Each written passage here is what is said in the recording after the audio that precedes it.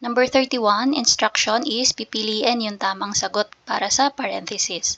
Check natin yung mga options. Number 1, seber을 합니다. Pag sinabi mong seber을 합니다, ito yung action ng pagbow. Okay, so yung pagbow nila, it's their way of greeting. So, sa atin sa Pilipinas, di ba, kapag halimbawa may okasyon Pasko, paano tayo nag-greet sa ating mga ninong at ninang or mga nakakatanda? Di ba, nagbe-bless tayo? So, dito sa kanila, bow naman yung ginagawa nila. Nakaupo yung mga matatanda, tapos sa harap ng matatanda ay nagbabow sila, no? Number 2, 효도를 합니다. 효도, ito po yung tinatawag na filial piety. So, ano po ba yan? Yung love and respect for the parents or elders. Okay, so usually ginagamit yan ng mga Buddhist, Taoist, Confucianist. So dito din po sa Korea dahil may mga Buddhist din po sila and some of their culture is may kinalaman din sa Chinese culture kaya nagagamit din po yan dito. Number 3, 차례를 지냅니다. So dito naman, 차례를 지냅니다, yung paghanda nila ng table, no? Pag-set nila ng table at paghanda ng food para sa mga mahal na lumisan na. And para na din sa mga ninuno. Kumbaga yung alay nila doon, no? So, ancestral rites. And then yung number 4, 떡국을 끓입니다. Pag sinabing 끓입니다, magpakulo. So, another term is parang magluto, no? So, ang lulutuin ay 떡국, yung rice cake soup. So, isa sa mga representative food nila yan kapag solal. Okay? So, dito, basahin ko yung passage and explain natin, no? 설날은 한국의 대표적인 명절입니다. Yung 설날 daw ay representative holiday ng Korea. So we have dalawa yon, 설날 and 추석. Next, 음력 1월 1일이 되면 보통 가족, 친구들이 모여 차례를 지내고. So hanggang dito lang po muna. Sabi, lunar calendar na January 1. So again, 음력, lunar calendar. And then kapag January 1 daw po ay ginagawa ng mga family usually ay nagtitipon-tipon. So, yung family and relatives, nagtitipon-tipon sila para magsagawa ng ancestral rites. So, ayan yung nasa number 3, no? 차례를 지내고 and 어른들과 윗사람에게. So, again, 어른들, yung mga elders, no? Matatanda. 윗사람에게. So, paano yon? Pag sinabing 윗사람, yung mga matatanda, pag may mas matanda pa sa kanila, so, halimbawa, yung parents natin, pag buhay pa yung kanilang parents, yun yung mas mataas. So, dun daw sa mga mas nakakataas, anong ginagawa? Okay? So, continue muna natin. 윗사람은 아랫사람에게 덕담도 해주고 세뱃돈도 줍니다.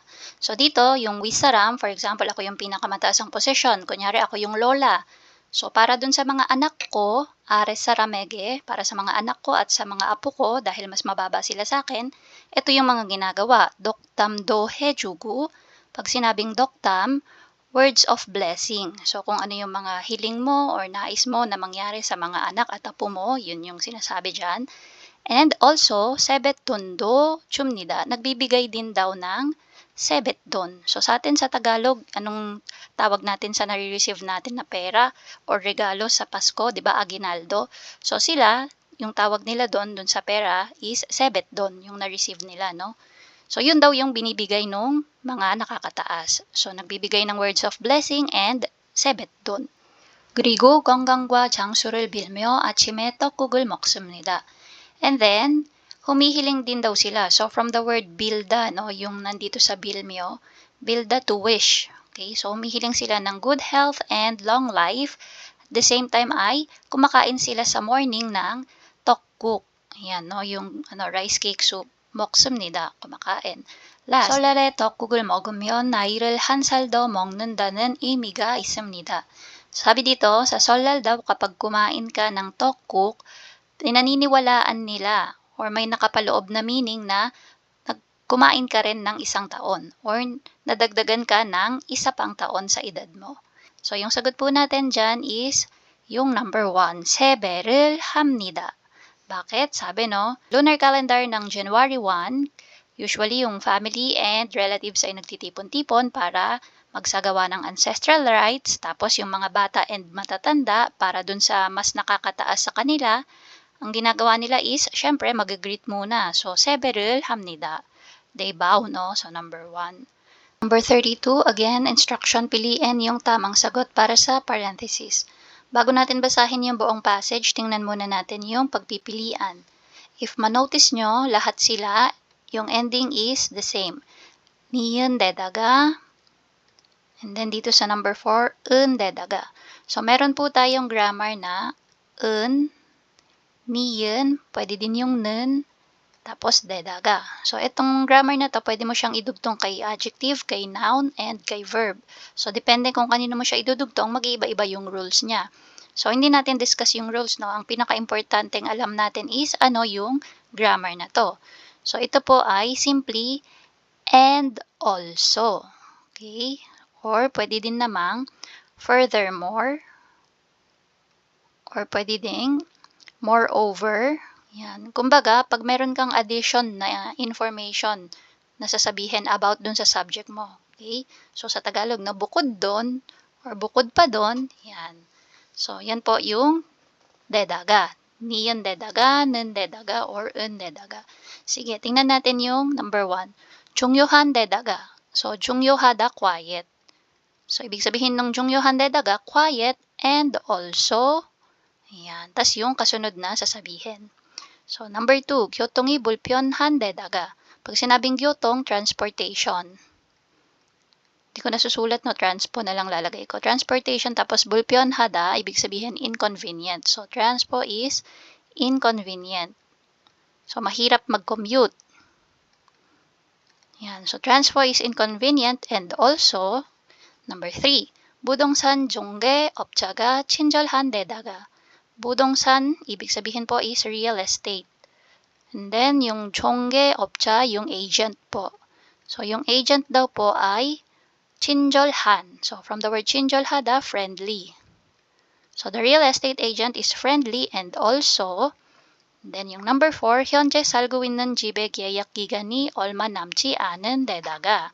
Sabi, yung kasalukuyan daw na tinitirhan niya na bahay, yun daw pong contract, keyak gigan, ay kaunti na lang yung natitira. Kumbaga, malapit nang matapos yung kontrata. And also, bukod doon, tapos ito na, no, yung last part nung passage natin. So, tingnan natin yung dito sa last part muna. So, sabi, 편의 시설이 잘 갖춰진 집이라 마음에 듭니다. So, dito muna, sabi, 마음에 듭니다. Ibig sabihin, type niya or like niya. Alin? Yung bahay. So, yun yung ano niya, yung subject niya. Tapos, dinescribe niya ano ba kasi yung meron dun sa bahay na yon. So, yung sagot, tapos, bukod doon or and also, yan, 편의 시설이. So, pag sinabing 편의 시설, ito po yung mga amenities. So, ano-ano po yun? Malapit sa subway station, malapit sa sakayan ng bus, may mga hospitals and clinics sa paligid, may convenience store kung saan-saan. So, lahat, no, easy access. So, 잘 갖춰진. Pag sinabi kasing 갖춰진, equip. Ayan. So, ibig sabihin nga, ayan, may mga iba't ibang klaseng amenities. Accessible siya sa iba't ibang amenities. Okay, so tingnan natin yung mga naunang statement. 지금 사는 집은 주변에 시끄럽고 지하철역도 멀어서 새로 이사갈 집을 구하고 있었습니다. Sabi niya, ngayon daw yung kanyang tinitirhan na bahay, yung paligid ay maingay at yung subway station daw po ay malayo. Kaya naman, siya ngayon ay naghahanap ng bahay. Okay, guhago isasumnida. So, from the word guhada, to get, no? So, naghahanap daw siya ng bagong bahay na malilipatan. Okay, next. 그런데 마침 부동산 중개업자에게 소개받은 집이 하나 있는데 그 집은 주변이 시끄럽지 않고 근처에 편의점과 마트, 공원이 있으며 지하철역도 가깝습니다. So, ano naman sabi dyan? Ang haba. So, unti-untiin natin. So, however, so naghahanap siya, no, ng bahay. However, yung real estate daw, agent, ay nag-suggest sa kanya. Okay, soge받은. So, may sinuggest daw yung real estate agent sa kanya na bahay. So, may isang bahay na available, kumbaga, no? So, tinignan siguro nila yung bahay, and then sabi niya, 그 집은, that house, yung bahay daw na yon, yung paligid ay 시끄럽지 않고 hindi maingay 근처에 dun sa malapit 편의점과 마트 공원이 있으며. So meron daw convenience store and mart tsaka park. Tapos meron ding 지하철역 no, and yung 지하철역 daw po ay 가깝습니다, malapit. Okay, so napaka-convenient. So yan, tapos yun na yung hinahanap na sagot, and then yung sabi ko nga kanina, equipped or accessible to amenities, that's why I like that house. Okay, so tingnan natin. Yung mga pinagpilian natin kanina, yung mga diniscuss nating pagpipilian. So, actually, Gyotongi Bulpyeonhande daga, hindi po nabanggit na, walang nabanggit na inconvenient yung transportation. Number 3, Budongsan Jongge Opchaga Chinjolhande daga. Wala din pong nabanggit na friendly yung Budongsan. Sinabi lang na naka-receive siya ng suggestion. Number 4, 현재 살고 있는 집에, ito hindi din po siya nabanggit no. Walang sinabi na matatapos na yung tawag dito, contract. And then sinabi niya na kung ano yung hindi niya gusto sa tinitirahan niyang bahay ngayon. Okay, so yung number 1, ito hindi man sinabi na tahimik, sinabi naman na 시끄럽지 않고. Ayan. So yan yung magiging pinaka-ano natin, no, point natin diyan. So pag hindi maingay, malamang tahimik. So sagot natin is number 1. 중요한 데다가. So quiet and yan, accessible to amenities. That's why I like the house. So number 1 po, sagot for number 32. For numbers 33 to 36 instruction, 다음을 읽고 글의 내용과 같은 것을 고르시오. So again, pinapapili tayo nung same po ang sinasabi based sa babasahin nating article. Okay, so tingnan natin, no? Again, nilagay ko na yung mga English term para sa mga mahihirap na salita. 사배, 전자제품은 구입 후 보증서와 함께 보관하는 것이 중요하다. 중요하다, important. So ano po ang important? Yung after mo na mag-purchase, so yung who dito means after. After you buy or purchase an electronic product, it is important to store or keep yung product together with the warranty paper. So yung so po dyan is paper. Okay? So importante na kapag bumili ka ng isang electronic products, kapag store mo or keep mo yung binili mo, kailangan i-keep mo din yung warranty paper. 보증서에는 모델명, 보증기간, 구입일자 등이 쓰여 있다. So dito, 쓰여 있다. Ibig sabihin nakasulat daw po, no? Doon sa warranty paper yung model명. So pag sinabing myong, name, so model name. 보증기간, so again, ito yung warranty, and then gigan is date or period. So kung ilang years yung ina-offer nila na warranty, no? And then, guip ilcha. So, ilcha, date of purchase, no? Guip, yung pagbili. Ilcha, date. So, date of purchase. 등이 쓰여 있다. So, yun daw yung mga nakasulat dun sa warranty paper. 그중 제품 보증 기간을 특히 잘 살펴봐야 하는데, 이는 제품 판매자가 소비자에게 무료로 수리를 약속한 기간을 말한다. So, ang sabi po dyan, kailangan daw sa mga nabanggit kanina, yung tatlo, yung model name, yung warranty period, at saka yung date of purchase, dun daw sa mga nabanggit na yon, yung pinaka-importante, especially na i-check daw to take a particular look or check carefully, no, yung 잘 살펴봐야 하는데. Yan. So, sabi niya, yung pinaka dapat mong i-check is yung warranty. Okay? So, yung 보증기간. Yan. So, yung warranty period. Warranty period.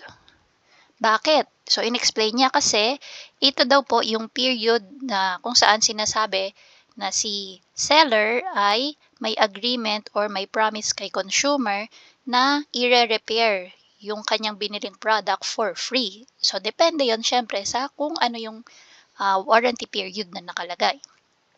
And then, 보증기간을 제품마다 다르기 때문에 전자제품을 구입하면 기간을 꼼꼼히 살펴봐야 한다. So, sabi, because it is different for every electronic products. So yung warranty period daw po is iba-iba per electronic products. Kaya naman kapag nag-purchase ka or bumili ka ng electronic products, kailangan daw is to carefully examine or check yung gigan, yung period, warranty period. Okay? So, yan po yung sinasabi. So, it's all about the warranty. Now, let's check yung options 1 to 4. Again, hanapin natin kung ano yung kapareho ang sinasabi dito sa nabasa natin. Number 1. 보증서에 나와 있는 보증 기간은 모든 제품이 다 똑같다. So, sabi dun daw po sa warranty paper, yung mga nakalagay daw po doon is yung 보증 기간, warranty. Tapos, lahat daw po ng electronic products ay pare-pareho. Okay, ang warranty period. So, tama po ba? Mali po, no? So, sabi, for every electronic products, they have different warranty period. Okay, so ito po, mali po yung number 1. Number 2, 제품 구매 후 보증기간과 구입 일자만 알고 있으면 된다. So sabi, after mo daw mag-purchase ng electronic product, ang kailangan daw na alam mo lang is yung warranty period at saka yung date of purchase. So, yung dalawa lang daw yung alam mo, okay na. So, mali din po ito, no? Maganda na alam mo yung dalawa na yan, pero importante din po na alam mo yung model name nung binili mo. Okay? So, ito po, yung tatlo na sinabi dyan. Although, yung pinaka binibigyan niyang diin is yung importance nung pag-check ng warranty period. So, anyway, dito tayo sa number 3. 전자제품을 구입한 후 보증서를 잘 보관하고 있어야 한다. Sabi, after mag-purchase ng electronic product, it is a must. Okay? Kailangan daw na you keep well then yung warranty paper. So, ito correct, no? Yan po yung unang-unang sinabi. And then, yung number 4, 전자제품을 구입한 후 보증서만 있으면 무조건 수리가 가능하다. Sabi, after mo mag-purchase ng electronic product, as long as meron ka ng warranty paper, 무조건, pag sinabi kasing 무조건 is unconditionally. Or, parang automatic, no? Walang kailangang condition. So, parang automatic, mabibigyan ka ng repair. So, dito, wala pong nabanggit na ganyan. And, di ba, sa reality, case-to-case basis, depende pa kung ano yung cost ng pagkasira. Okay, bago nila i-repair. So, yung pinaka-answer natin is number 3. Okay, so yung number 4 po is, hindi mo makita kung saang part ng passage na binasa natin siya binanggit. For number 34, yung instruction po natin is pipili ng kapareho ang sasabihin based dito sa babasahin natin. So, basahin ko siya. 한국에서는 하늘에 뜬 해의 움직임을 보고 1년을 15일씩 24으로 나누어 계절의 변화를 나타낸다. So, sundan po ninyo yung pag-underline ko. Sabi dito daw po sa Korea, to show or indicate yung changes ng season nila, ang ginagawa daw po is they check or look at the movement of the sun rising in the sky. And then, yung 1 year daw po nila is divided, so nanuda, these are divided, yung mga araw sa isang taon, into sumulnet, 24 periods. And then each period daw po ay may 15 days. So if you if you multiply yung 15 by 24, so it will give you 360, which is equivalent to 1 year. So anyway, yung gusto lang po talagang sabihin dyan sa first statement is yung paraan kung paano nila ini-indicate yung pagbabago ng kanilang seasons. Next, 그중 동지는 음력 11월이며 1년 중 밤이 가장 길고 낮이 가장 짧은 날이다. Sabi, dun daw po sa mga nasabi na seasons, yung 24 periods and then each period with 15 days, meron silang tinatawag na dongji. So may araw sila na ang tawag ay dongji. Ito daw po ay every month of November using the lunar calendar. Okay? Tapos, dinescribe kung ano si dongji. So, sa loob ng isang taon, ito yung araw kung saan may pinakamahabang gabi. Okay? So, pinakamahabang gabi and Yung araw naman po or daytime is pinakamaiksi. Next, 동지 날에는 악귀를 쫓아내고 나쁜 일이 생기는 것을 막는 풍습으로 팥죽을 먹는다. So sabi, sa araw daw po na ito, to drive away yung mga bad spirit or evil spirit and to avoid yung bad things from happening, ang ginagawa daw po nila customarily or nakasanayan na is kumain ng patjuk, yung ating red bean soup. Okay, so tingnan natin yung number 1. Ano bang sabi dito? 동지가 되면 1년 중 밤이 가장 길다. Sabi, kapag nag-araw na daw po ng dongji, pag dumating na yung araw na to, sa loob ng isang taon, ito daw po yung araw kung saan yung gabi ay pinakamahaba. So actually, ito yung nabanggit, no? Asan yun? Ito siya. 1년 중 밤이 가장 길고. So yung gilda, no? From the word gilda. Okay, so number 2. 한국에서는 동지를 최고의 날이라 생각한다. So sabi, sa Korea daw, iniisip nila na yung dongji is pinaka the best na araw. So wala pong nabanggit na ganyan, no? Now dito naman po sa number 3, 동지는 24절기 중 유일하게 악귀를 쫓아내는 날이다. So dun daw po sa 24 solar terms na binanggit. Okay, dun sa mga yon, yung dongji daw po, yung araw daw po ng dongji is the only. So pag sinabing yuwilhage, only, no? So ito lang daw po yung araw kung saan sila ay nagda-drive ng bad spirit or evil spirit. So pwedeng malito kasi may sinabi about sa pag-drive ng bad spirit. But we have to take note na sabi dito, yuwilhage. Okay? So, hindi naman po sinabi na ito lang yung araw. So, hindi natin alam. Baka may ibang araw din pala na kung saan same yung ginagawa, hindi lang nabanggit. So, dito, hindi tayo sure, no? Kung compare natin siya sa number 1, mas correct pa din or mas accurate yung sinabi ni number 1. Nakapareho dun sa passage na binasa natin. And then, number 4, 나쁜 일을 막으려면 동진 날에 반드시 patchugul 먹어야 한다. So sabi, kung gusto daw ma-avoid yung pagkakaroon ng hindi maganda, okay, napunil, bad things from happening, to avoid bad things from happening, it's a must that you eat the red bean soup. So kailangan daw talaga na kumain ka ng red bean soup sa araw ng dongji. So may nabanggit din po about sa pagkain ng patchuk. Ayan, patchug을 먹는다. Kaya lang, ano pong sabi? So, ayan din sabi niya, 일이 생기는 것을 막는. So, ayan po yung makta, to avoid or to block. Ayan, so, kaya lang, ang sinabi dito, pungsip. Okay, pungsip으로, customarily. Big sabihin, hindi po it's a must. Okay, nakasanayan lang pero hindi siya required na talagang kailangan sa araw na yun kumain.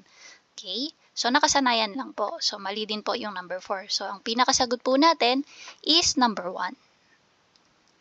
Number 35, yung instruction po natin is piliin ang kapareho ang sinasabi base sa babasahin natin.